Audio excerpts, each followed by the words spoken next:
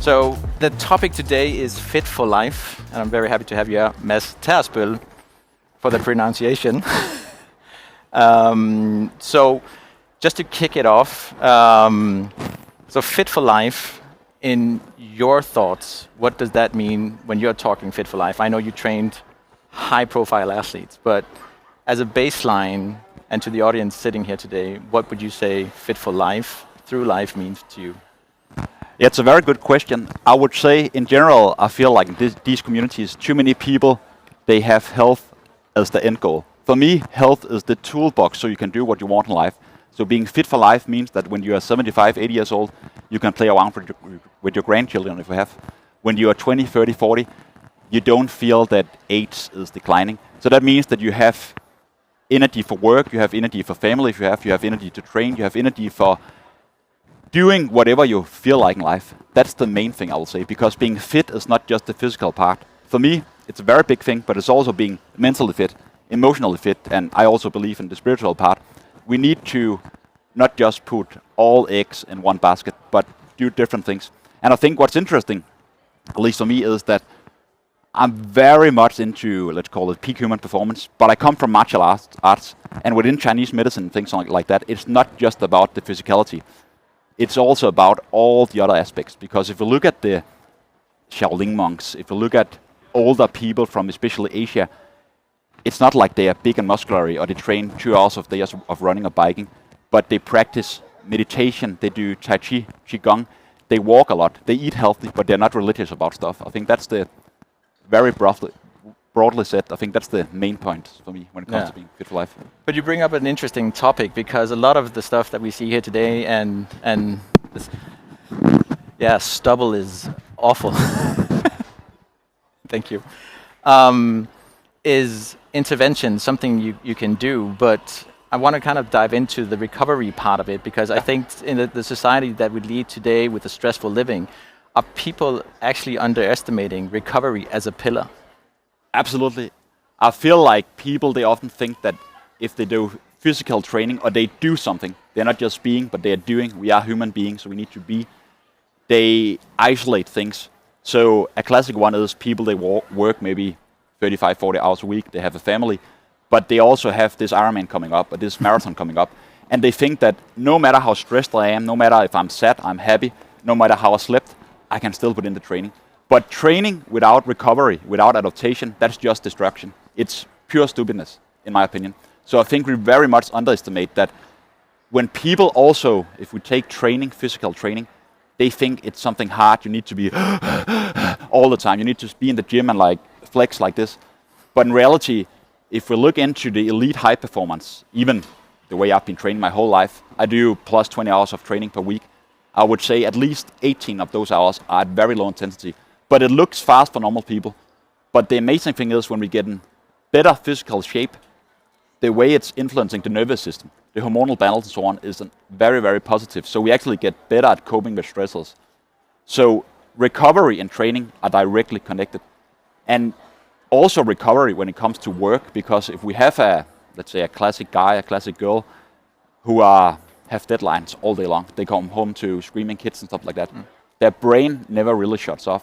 And the worst thing you can do is that you are like, I have this series on Netflix and I'll just lay down and I'll just chill out. Yeah, maybe your body is relaxed, but your mind, your nervous system is absolutely not relaxed. And we need to remember that we are not built for this. We're not built for this light. We're not built for all those things. We are built of handling a few things every day. So that means we are created to be in the forest. We are created to just have a few objects to look at. And if you take a walk in the city of Copenhagen or something like that, your nervous system gets extremely overloaded. And then it doesn't help to train more. Then you need to focus on the recovery part. So coming from a person of training as well, is how do you implement this in an everyday life? Because if I can make 2 runs a week, and then I say, they might as well hurt because that's the time that I have to do it. How do you change that mindset in some of the clients you have of working through threshold zones, of building up a sustainable fitness through their everyday life of, okay, if I have 2 times in the gym, I might as well max out, or how should I actually build up my, let's just take training as an example. What is the training regime from like a percentage perspective or a threshold perspective or a load perspective? It's a very good question. Of course, context is everything. There's this great guy, I don't know if you guys know Paul Chek, the American guy. I think he's around 60 years old. He has this expression where he's saying, work in to work out. So no matter if you have 30 hours per week to train or you have 2 runs per week, when you're working out, you also need to set time aside for working in. So for me, when I work with people, no matter the level, if they're completely beginners or they are trying to get medals at the Olympics, every hour they train, I want them to spend at least 5 minutes of some, it could be mindfulness, it could be easy breathing, it could be meditation, it could just be sit and not look at your phone, just look out in nature. Because if we can't do something, I have this rule I call the rule of 1,000 days. If we can't do something for the next 1,000 days, it's not sustainable. Because everybody can be Superwoman or Superman for the next 3 months, but then we'll crash and burn. So we need, everything we do, we need to be able to do it for a long period of time. And that's like, if we look 1,000 days ahead, it's quite sustainable in most situations. And then we also need to remember that physiology is not just hard set in stones. I'll just say it as it is. I'm very tired when I hear Peter Attia and those guys talk about if you are not exactly in zone 2, which he doesn't even define correctly, then you don't burn fat, you're only burning carbohydrates and blah, blah, blah. So you either have to train zone 2 or zone 5. That's a big problem because physiology operates on a big spectrum. It's like a scale. Imagine you're looking at a rainbow. Everybody can see where it's red, orange, yellow, but nobody can exactly say where it separates from orange to yellow. So it's a scale every day. So that's why even one thing is we have all the data. We maybe have the training program, but the training program should fit to the person or the context, not the other way around. So that means if we take just a classic example, if we take someone in the gym who used to do 10 reps of a certain exercise, or we take a cyclist who are used to push out a certain power level, that's an external measure. But if you wake up one day, you're very stressed, if you try to do the same external power, the same external weight, the internal stress will be way higher. So I talk a lot with people about how things should feel. And that's where I really see the connection between, like when you look around here today, we see so many gadgets. A gadget and data is very good, but only when we calibrate it with our internal feeling. Like if I tell you, Mads, or I tell you guys, the audience, to run 100 meters in 15 seconds, if you have never run by time, you have no clue. But if you just try a few times, you'll begin to calibrate that feeling. So if you take me, I've been training with heart rate since I was basically 8 years old. Yeah, I'm a little bit extreme. So I can say within 2 beats at what level I'm at.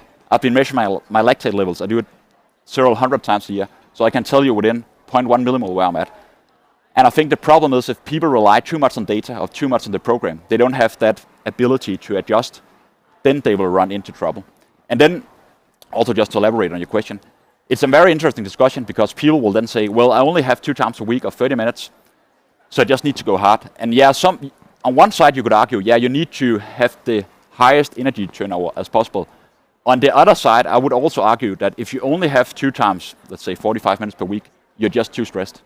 So we actually need to do something that's more regenerative, more easy, so your nervous system actually have a chance to recover. So over the next 6 months, 1 year, 2 years, we will actually be able to build you to a higher level. So certainly if we take a normal guy, like the level of physical fitness in Denmark, the Western society, I'm very straight up, it sucks. People are in really bad shape. So that means just a brisk walk can actually, it feels easy for people, but if you measure what's happening, it's actually not an easy intensity.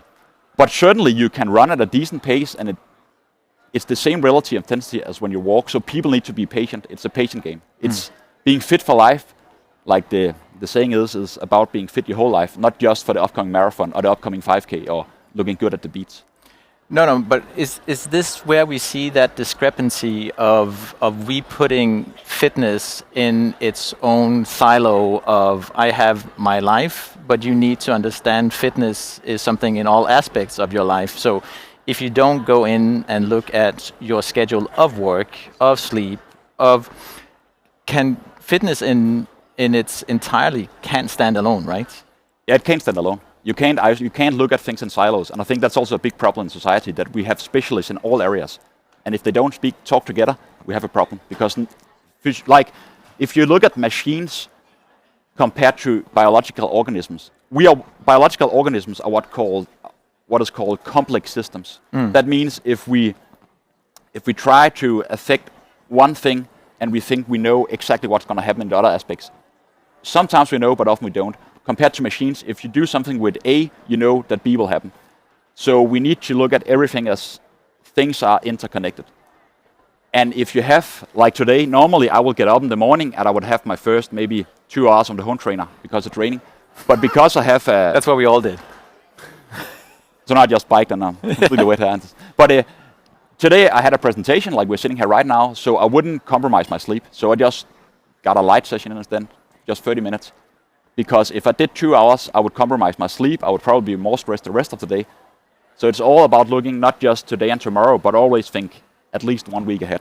So everything is a system when we come to life if you talk about fitness. So we can do all these things, we can take our supplements, but I guess there's some baseline stuff. Now we talk a lot about training, but what other baseline tools or baseline factors did you think that the audience needs to hear, that you need to factor this in a sustainable, there's a follow-up question on you said the 1,000 days. We just see, I think, a shift in society. Now I can talk about these new supplements that, let's talk Wegovy and these things. We just see people don't assess that it's achievable. How can people actually go in, or is that the question you need to ask them? Can you commit 1,000 days to this? I know it sounds like a lot, but it's because people, they overestimate what they can do in the short term, but they underestimate what they can do in the long term. So instead of saying in 3 months I need to be able to run a 5K, what about just being able to get out of the door 2 times a week? Then we can start there, because then in 6 months you can maybe do 5K and so on.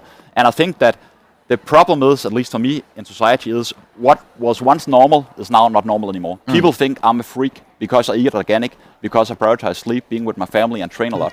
But I don't go to restaurants, I don't buy new clothes all the time. It's all about values. If you know your values, then everything is actually quite easy. So I think people just need to set up a system. If you have a system, example, rotate between 3 different types of breakfast every morning, it's easy. If you know that I will prioritize time for myself and nature, for training or whatever. I mean, I have a kid now, my daughter, she's 11 months old, and people said, then you can't train anymore. Like, that's bullshit. No problem at all. And I have all the time in the world still with her. Because I just bring her with training, I take her to the gym and so on. So I think people, they set up excuses for themselves. And then I think a big problem also is, I don't have my phone with me here, luckily, but it's because people are sitting like this, scrolling all day long. They say they don't have time, but then I ask them, how much screen time do you have? Well, 4.5 hours a day. There you have it, my man. That's a big problem. But how do you pull people away from their phones? Again, it's big tech, the algorithm is beating you. So how do we pull people away from this kind of scene that we've placed ourselves on, where we struggle to get back to what are pretty much the basics, right? We're seeing a development in health issues across, and every big corporation is helping us get there. So I think the question with the clients that you have, where is it that they can kind of make the shift into something that's sustainable? Because I bet you discipline is a word that a lot of them need to understand. It is. And I often tell people that in life, most of the time you need to be the driver of your own life. You're not the passenger. We can blame the society all we want, but in the end we need to take responsibility. When that is said, I know myself it's very hard because the phones, the algorithms, the screens, they are just very addictive. It will give us exactly what we want. Like, some people like to look at monkeys jumping around. I like to read scientific studies, but it's the exact same principle. So I tell myself I have this amount of time every day I can use on scrolling, whatever I want, and then I have to put it away. And it's just another structural thing you need to put in. Like exactly. And then I think the more we get back to the basics, like if you start every morning just with 10 minutes of walk outside, no matter if it's raining or sunshine, you'll begin to actually feel how good it feels. But I need my coffee. That's it. That for some people, yeah. So it's a very good question, and I think we need to start with the young generation. I was once, while I did my studies, I was a teacher at a high school, and we talked a lot about screen time and stuff like that. And several of the kids, we're talking kids who are between 16 and 18 years old, they have, and I'm not even kidding, up to 10 hours a day of screen time. And when I ask, so why do you actually have that? It's because of FOMO, fear of missing out, because everything is happening in there. And when we then spoke about, what if the other guys and girls didn't do it? Yeah, then I wouldn't do it either. I actually don't like it. I get a little bit dizzy and stuff like that. So it's a problem because we are social creatures. We will do what the others are doing. Like if you're at a party and you're not drinking, people think so you're on a diet or something. No, I'm just completely normal. I can still have fun. So it's a big problem with AI, ChatGPT and stuff like that, because it's so addictive. It's so easy to just outsource what we should do as human beings. And I'm agreeing with you, and it just comes back to that talk about it's a hard intervention. I think that's one of the first things you need to respect is, and that's why we also say, okay, 1st of January, we see a spike in fitness memberships, which ends in late February, right? So I guess it's the approach to your health. It is, you cannot go buy the smartwatch, you cannot go buy the wearable, you can't buy the fitness memberships. It starts with you, and I guess that's also where that whole holistic approach, you need to talk to some motivation in people, or do you need to start with discipline and get them motivated? I think we shouldn't start with discipline. For most people, we should start with what do they want to accomplish? What is driving them? The why. For some, it's when they are 75, they are still able to walk, because I have this expression I tell to older clients that the older you get, the smaller the world gets. And with that I mean that when I'm 75 years old, I don't want to be the guy who, if we're out on a bus drive or whatever and there's a nice hike, I can't go with the other guys. So the older you get, if you're less fit mentally and physically, the world just gets smaller. For some other people, it's that driver is being able to do better at that job, being a better dad or mom or whatever. So from there on, we can begin to talk about discipline. And I think we need to start with very small steps. Because discipline, everybody on the social media, like David Goggins types, talk about you just need to go freaking hard and blah, blah, blah. It works sometimes, but most of the time, you can't just rely on motivation. You need to rely on an internal driver. Where do you see that kind of, so a lot of the stuff we talk about is personalized health, personalized medicine. So how much do I need to understand my own physiology, biology, in order to start a fit living? Or is that, again, a wall I put in front of myself of not doing the work? I think for most people, it's a wall you put in front of yourself, because we have access to so many data and gadgets today, and everybody thinks, in order to start, I need this and that, and I need a coach and a mentor and blah, blah, blah. But in reality, for the last few million years, we haven't had those things. So if data is a big driver for you, I'm all for it, use it. But if it's just an excuse for not doing the work, or an excuse for actually not learning to listen to yourself, people who know me know I'm very scientific, I love all the data, but I'm also very much a feeling guy. If I can't feel myself, feel what I'm doing, I don't care at all about the data. And I think a problem, for me at least, I see those variables are very good for, in the beginning of a lifestyle change, to maybe drive better habits, get an understanding of what's actually happening. Even though they are not exactly precise, we can still see trends and things like that. But after that period of time, people actually begin to realize that I can feel myself if I had a good night of sleep. I can feel myself if, in general, I'm energetic, if I'm fit. So I think in the beginning, it could be a tool, again, to calibrate the internal feeling, and then over time, we can get away from that. But again, some people are just driven by data, then do it, but don't rely on the watch. Rely on what you're actually feeling, and it takes some time, and people are not patient. Like if I do let's say just a basic physiological assessment on a normal person, often they overestimate a lot at what level they're at. Like if I ask them on a scale from 0 to 10, example, when we are doing a treadmill test or whatever, and they say, I'm at a 4 mass, and then they're done at the next step. They were already at an 8 because they don't have that internal calibrated feeling. And that's where data is amazing, because we can actually see and explain to them that, hey, Lisa or Per or whatever their name is, this is what's actually happening. And then, okay, so this is how it feels. This is actually easy. This is hard. But you shouldn't rely on technology, in my opinion. It's funny, I'm just coming back to something you said before. I heard this great quote about, and the question is, are we actually spoiled at the age we are with the fitness level we have, or the options we have with the body we have, where it was in 25 years from now, you will pay all the money in the bank to feel the way you feel today. That's true, yeah. So again, back to that whole mindset of putting in the work is an investment in a future self. It is just like financial investments, then people should think more about their mental health being and their physical health being. I just spoke with a gentleman down there, Anders, about breath work earlier. And like we have the breath all the time, just like we have spoken about before, Mads. Everybody have their breath. If they can control their breath when they are stressed, when they're relaxed, that's such a good starting point. And I think that maybe I'm already too young to speak about longevity, because I have so many years ahead. But when I look at a guy like my dad, he's a normal guy, have a full-time job, a girlfriend doing a lot of things. He's 68 years old, and I feel like he's 45. He's so much more fit than normal people. He's training at least 3 hours per day, but he's also very relaxed. So when I see a guy at that age, it is actually possible, and we don't have special genes, we're just doing the work, then I know it's possible. So I think it's an excuse when people, I know when you turn 30, I have so many friends that are like, oh, I already get a... Just wait for 40, just wait for 40. Yeah, exactly. Then things are going downhill, but they are not. It's because you're not taking responsibility. I'm very much you need to take the responsibility back, and I know it pisses some people off, but again, that's just life. Nobody will come and take care of you. No. And spinning off on that is, so if we look at fitness across, let's say, 10-year brackets, like 20 to 30, 30 to 40, and onwards, what do you believe are some of the core changes you need to accept in order to stay fit through life? Yeah, so one thing, and again, I haven't tried it myself yet because I'm too young, but from theory, I know, and speaking with people, that especially your ability to recover will begin to go down. And when we talk about especially female athletes, clients, normal people, it's so important. Like in your 30s, you really need to invest in building strength and muscle mass, because things will begin to go downhill. If you start when you're 45, it's not too late, not at all. It's always better to start, but it's way harder because of menopause and all those things. But then we also need to invest a lot in our aerobic fitness. So like most people, they know the term VO2 max. It's just a tiny part of it.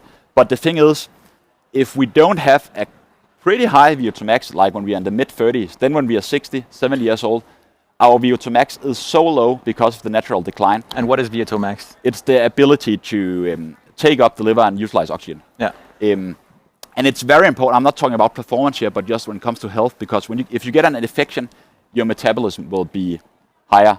So that means you're maybe already operating at 80% of your max. You can't even take a flight of stairs. So you need to invest in muscle mass, and especially strength. You need to invest in some endurance training. And then I think it's a missing link is quite often also invest in coordination and balance. Because we know that you can have the best biomarkers in the world, the best spread and so on, but if you turn 75 years old and you're so weak that if you fall, you break your hip, we know around 40% within 6 months or so, they will die. Simply because they don't have the physicality, so they won't be able to get back up from the bed. And that's a very important investment to do when you're young. And it doesn't take a lot. I know I'm sitting here talking about plus 20 hours per week of training. I think normal people can train a lot less. If you can just invest 45 to 6 minutes a day, plus a lot of walking, use your body as a transportation tool, you are 99% of the way. But it takes a little to get a lot. And what from a hormonal perspective, what do we see from like testosterone and all these things? You mentioned menopause right now. Yeah, when it comes to guys, but also girls, testosterone is also very important for girls. Because this is one of the things we see across, right? That testosterone levels are just... They are going hitting the ground, yeah. Exactly. I mean, most guys in the 30s now, they have testosterone levels like a guy who's 11 years old. Something like that. You get the point. So I think it's a combination of our lifestyle, but it's absolutely also a combination of toxins in the environment, the food we're eating, non-native EMFs, that means all those electromagnetic frequencies. We don't have the exact answer, but we can just see that we have a big problem and it's really going downhill. And then it will affect people's mentality, that drive to do stuff. And I completely understand, because I myself years back had 13 months with extreme overtraining. Everything looked like shit. And when you feel like that, you have no motivation to lift a weight. It's the worst. It's the worst ever. It's the worst. You feel basically depressed. Yeah. You can't do anything. So for some people, I look so fit, I can't fucking move my legs. Exactly. It's terrible. And that's where context comes into place, because we can't just say to everybody, you just need to eat this or you just need to do that. For some people, we need to start at another place. And that's where it's very interesting to look into the hormones and stuff like that. But I think we should not start with those things that cost a lot. We should just start with our feeling. Then we can, from the symptoms, we can work from there. Yeah, and I guess that's what the best motivation is, right? Is a lot of the interventions that we do will have a positive impact on how you feel. If you change your diet, you will sleep better, you will feel better, you will perform better. If you put in, and hopefully those are the gains, right? So we start at some point of, I love Umar, he says, it's feeling less like shit. And then you want to do some more that makes you feel less like shit. And at some point you start optimizing, and that's where a lot of this stuff comes into place, I guess, but it would, for you, would never be the starting point. But what interventions from a longevity, lifespan, fitness perspective would be your key interventions? Okay, this is non-negotiable. You need to start here. Okay, I would say the first thing, and it's very easy, everybody likes it, get some sunlight. Morning, midday, and evening, and more if you can. Just that's not the television or the phone. Not at all, far from. Throw that away. So get some sunlight, then you'll also get some fresh air, you'll probably get some movement in. Then you need to, I think when it comes to how we should eat, we can look into all the tests in the world, and I love that. But if we eat locally, we eat after the seasons, and we eat what's available around us, then I think we don't have the exact science on this, but food is also information to the body. We are coming from the northern hemisphere. We are not coming from the southern hemisphere. So the food we have available at Christmas is not coconuts and pineapples. It's meat, it's potatoes, it's stuff like that. So if we just follow that, then because when we look into nature, just like the seasons, we have fluctuations all the time. I don't believe that people should be on high carb or keto or carnivore their whole life. It's a very, very good tool, all of them, but only in the right point in time. We need to fluctuate between things, because if we disturb what's called the normal homeostasis or balance in the body, we will drive pathology in the future. That means the risk of diseases. So if we do that, sunlight, nature, eat locally and so on, and we get lots of movement in, and then smile more, have fun, don't be so serious. I mean, give a high five to the person next to you. I think we should be more kind to each other. I mean, people in Copenhagen look so pissed all the time, but just smile, dance a little bit. I mean, we are too serious sometimes. I think those are if you do that, you are most of the way. I just want to dive a little bit in the diet thing, and what is the reason why you don't prescribe a specific diet, like you mentioned keto or carnivore? Why would you do that only for a period of time? Okay, so it's a very good tool. It's a very, very good tool. And we also know that for some people it works wonders, and we are all different. If it works wonders, keep doing it. I mean, I love that. But if we look into how we probably lived 100,000 of years ago, we were hunter-gatherers. So that means at some point we could only eat meat, what we caught out there with not like this, we didn't have guns and stuff like, you know what I mean? Bow and arrow. Exactly, yeah. And in other period of times we had fruits, honey, stuff like that. So it's normal when we look into nature, when we look into animals at different points in time across the year, we eat different things. And I think if we look into, some people will argue that meat is very bad, other people will argue that vegetables and fruits are very bad, but I actually think there is a synergetic effect that if you eat both things, they will actually counter effect some of the bad things from the other parts. And then it's also important to state that in some people, they need to live very specific because of diseases or something else. But in general, just like training, just like life, we can't do the same all the time and expect the same results. So coming back to that whole, let's take it to a longevity level, and we talked about Brian Johnson before we came here, and that's not the way we're talking. So what role does all these testing and wearables affect in our lives if we actually need to understand that your biology is different than my biology? I think if you do the basics right, then we can begin to fine-tune things. On the other hand, if people, they don't really have, again, coming back to motivation, the drive, then it can actually be very nice to look into the data and say, okay, the analysis here is stating that you should actually do this and not this. Because sometimes some people are motivated by hardcore data, other people are motivated by the feeling. And I think that we are at a point in time where we have so many good tests out there that we can really, with precision nutrition, specific supplements, all those things, we can really optimize things. Not just talking about peak human performance, but also when it comes to energy, when it comes to health and so on. Especially we live in a world with so many toxins. We are sitting under LED lights being fried here, EMF around our ears and all those things. So we need to counteract those things. We are not living the way we should be, so that's why we need to invest in other areas more to counteract those effects. Yeah, because our basic biology hasn't changed for some 50,000 years or something. Exactly. But the society has changed rapidly over the last 20 years. Yeah, and that's why we need to do things we couldn't do in the past today. Just before we put it out into the audience, and you're probably one of the, and I say this with love, the geekiest, most tested, most curious people in the world.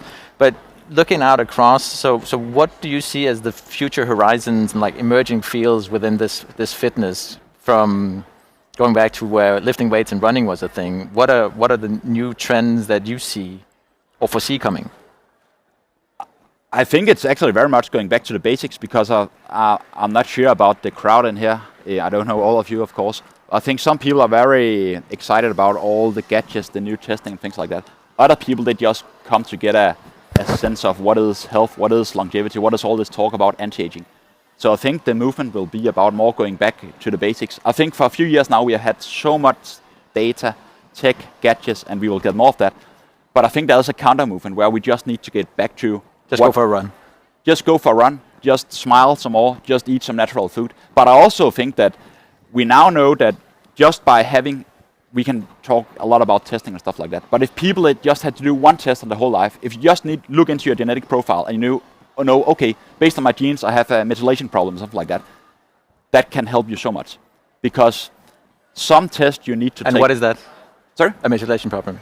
It's regarding how you break down things and how your genes express themselves, is very roughly said. Okay. And some of the biomarker tests are very interesting, but we need to take them quite often to actually know if the things we are doing, the intervention, is actually working. And then I think people should just be honest with themselves again. Look yourself in the eyes in the mirror, and do you actually look like a 30-year-old guy, or decide to live longer? Exactly. Yeah. And then I think all this talk about gene editing and things like that, it will only be for a small niche of people. And we don't even know the consequences of that. So it's not even something I'm interested in, because I feel like we are human beings. We should never try to change our DNA, our genes, because we don't know, again, what's going to happen in the future. Nature is so much smarter than we are, but human beings, we think we are smarter than nature. That's a good opener. Julian, I'll give it to you. Is a very interesting point. And we will be talking about gene editing. A round of applause for everyone. For these guys, amazing panel. I'm going to flip it to both of you. I'm going to ask one question. It's amazing how the pendulum always swings. It's like we're unhealthy as a society. Oh, we're getting too healthy. We're becoming obsessed. I've got a Whoop. I've got an Aura. I've got another one. I want to talk about loving kindness, because I did like 3 Hyroxes, which is this kind of running and throwing yourself all over the place. And I realized, fuck, I'm being so unkind to myself. When I into my heart, I'm like, wow, I've been basically abusing myself. So guys, how do you balance being really strict and getting your VO2 max up, and also on the flip side, being kind to your body, being kind to your heart as well? Yeah, thank you. It's a very good question, because I've always been very hard on myself. If I don't do the absolute best, I'm not doing good enough. So for me, because I'm a guy, if you ask me, let's go on a 200k bike ride, let's climb a mountain, let's fucking go. Sorry for my words here. But I have trouble sitting still. So I have, for many years now, actually told myself every day I have to practice at least 20 minutes of easy breath work, easy meditation, be more calm with myself and actually love myself more. So sometimes I approach myself like a small baby. Like a small baby can't take care of itself. We need to give it kindness, love, hug it. That's how we should also approach ourselves. Because in the Chinese medicine and Shaolin philosophy and so on, they have this saying, you need dragon hand, but Buddha heart. We need yin to have yang, and we need yang to have yin. I'm writing that down right now. Just a quick input. For me, being way older than Mads, there's a part of me that was looking into acceptance and surrender. And most of you have probably tried this, of doing nothing on a Saturday and not being okay with it. So getting to that point of accepting rest as an activity or something that we can surrender to, and it goes back to that whole almost a self-love and a self-acceptance and surrendering to it's okay to be me, and listening back to feeling what I actually need right now. It is such a tough balance to get. I don't know if anyone saw that meme on Instagram where it was a picture of Brian Johnson and doing all these things, and next to it was a picture of an Italian man who was about 83 years old, and at the top it was like this fat Italian man who's just been sitting on a beach and drinking olive oil is going to live longer than Brian Johnson. So again, it was just a meme, so I'm not trying to dispel everything you've said, but it's like that, getting that right balance is so difficult. Would anyone like to ask a question to the amazing duo? Any questions? Got one over here. What's your name, sorry? Pia. Can you take too many supplements a day? Because more are coming, and wow, I need that one, and wow, that one I need too. It's a great question. Thank you, Pia, for the very good question. I absolutely think you can take way too many supplements. We need to remember that nutrition, what we're eating on a daily basis, that's our foundation. because the word supplements, it is basically a supplement.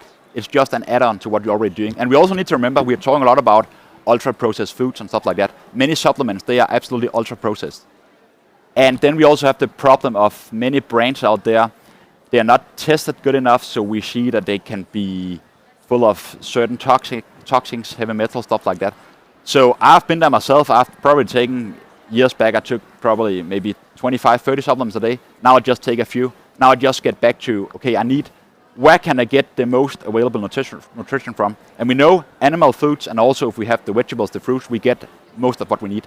And then in specific cases, we can supplement with specific things. But I think that the whole hype about taking, not to throw him under the bus, but Brian Johnson and his, I don't know, is it 100 plus supplements a day? I think that's way too much. I mean, it's a whole meal basically. So yeah, I absolutely think. And I also think we need to remember that in this community kind of thing, everybody is like, it's all, the medical system is just bad. They just want to earn money. Yeah, but the functional medicine practices, they also want to earn money. And sometimes I don't think we're treating the root cause. We are instead of giving medication, people are just giving them supplements. So yeah, in my opinion, you can take too many supplements. I think there's a little bit about the definition of too many, right? So what is too many supplements? And what I've seen, and I've done some corporate work through my time, is we saw with some basic supplements that across the board most people were deficient. D-vitamin, magnesium, oils. There would come of these. So there's for me there's like a baseline of some basics that I think we can give across the board, and then we can go into the more specific. But I would argue you would go back to testing, because then it becomes an individual need. Absolutely. And then also there was a gentleman yesterday, we had a day for practitioners, I think it was John something from the US, talking about cell danger response. He had a very good point about that. If we talk about magnesium, I think we can agree on everybody basically needs some magnesium. But due to lots of LED lights, EMF, things like that, we see an influx into the cell of calcium, and then it will dump out magnesium. So based on testing, people think they need magnesium, but in reality we are not even treating the root cause. We should just get away from the LED lights and the EMF. And that's where things get very complicated sometimes. But I agree with you, we have a basic panel also because the ground, the earth and so on is just depleted. Yes. So we just have one more question from Isabella, a quick question. Yes. So we've talked a lot about training. We've talked a lot about nutrition. I think one of the most interesting points you actually made was about the mind, that we need to start there in reality to get more calm in order to implement a lot of these things. What is the one takeaway you give, I'm assuming you work with clients as well, that you give to them in order to calm their nervous system to actually get to implement a lot of these principles? Thank you so much. What was your name again? Isabella.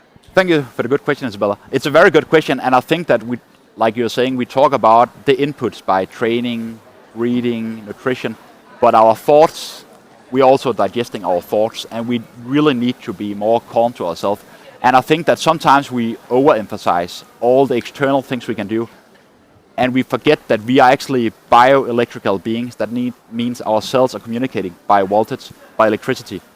So if we are having negative thoughts, depressed thoughts, we feel like we can't live up to society's expectations all the time, then it's a big problem. So for most people, it can be, I remember Mads and I have spoken about that before, it shouldn't be like a fancy meditation practice all the time. It could just take 10, 15, 20 very calm breaths, and you'll feel your nervous system will begin to calm down and balance. Some people are way smarter when it comes to this than I am, but I would recommend people to look into Joe Dispenza, Bruce Lipton, Greg Braden, those guys. They know so much about how our thoughts are actually affecting our biology. Fantastic. Guys, can everyone give a round of applause to these two fine gentlemen? Thank you very much, guys. Thank you so much.